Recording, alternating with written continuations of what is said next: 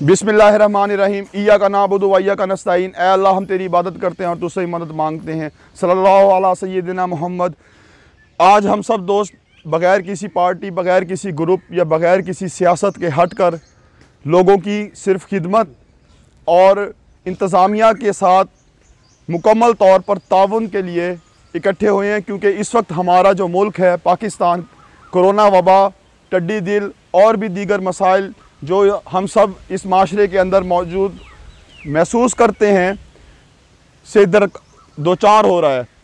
इसलिए हमारे कप्तान, हमारे वज़ीर आज़म जनाब इमरान ख़ान साहब ने हम सब को एक मौका दिया है टाइगर फोर्स की सूरत में, जिसके तहत हम अपने अखलाक से, अपने प्यार से, अपनी मोहब्बत से लोगों की खिदमत, लोगों के फ़राइज़ और लोगों के हकूक़ जो हमने अदा करने हैं, हम वो सब अदा कर सकते हैं इसके थ्रू।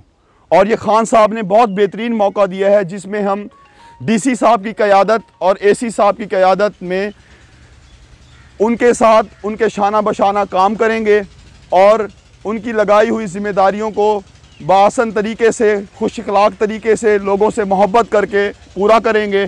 तमाम SOPs का ख्याल रखना, कोरोना वबा के मौके पे जितनी भी एहतियाती तदाबीर हैं उनको पूरा कराना हम सब के फ़राइज़ में शामिल है। हमने लोगों से मोहब्बत से SOPs पूरी करवानी है।